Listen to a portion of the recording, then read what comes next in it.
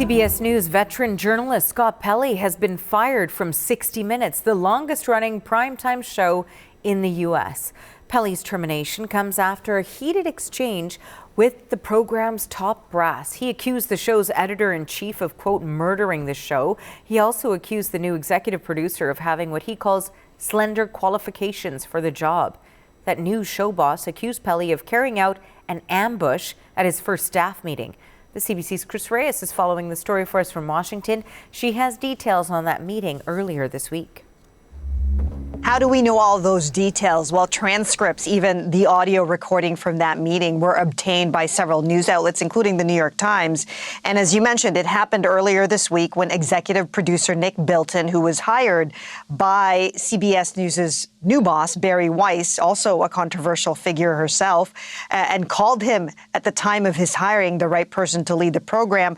This blow-up happened when Bilton held his first staff meeting. Reportedly, Pelley responded angrily when Bilton said Weiss loved the institution, and Pelley fired back that she was brought on to kill it.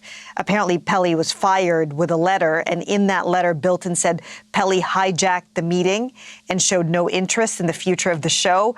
Bilton called Pelley's behavior a performative display of hostility enacted in front of the staff. Bilton said that he hoped to sit down with Pelley to find a path forward, Arthi, but he accused Pelley of making it clear that he was not interested in that. By all accounts, a fiery showdown that has resulted in the firing of Pelley, who has been with 60 Minutes for 20 seasons, Arthi, and has won dozens of awards for that show.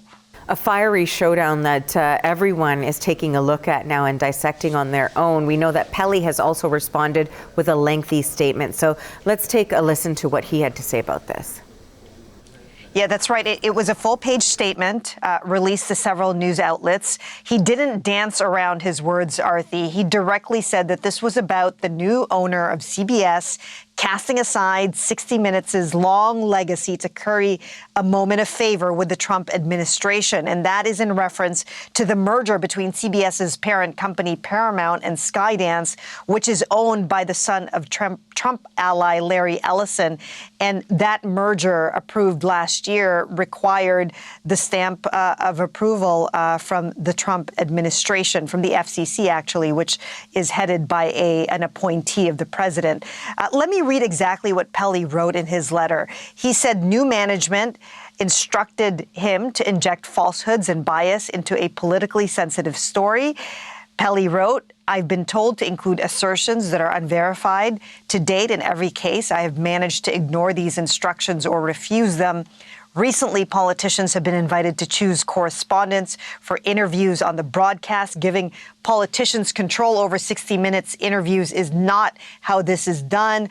Finally, he writes, incompetence and unprofessionalism in the new management have wreaked havoc. And then Arthi, referring to the firing of his two colleagues last week, Pelley said, good people were silenced because they stood up for our audience.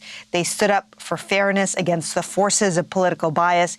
He said the waste was heartbreaking. So quite the scathing statement from the star correspondent of 60 Minutes. Thanks, Chris. That's the CBC's Chris Reyes in Washington.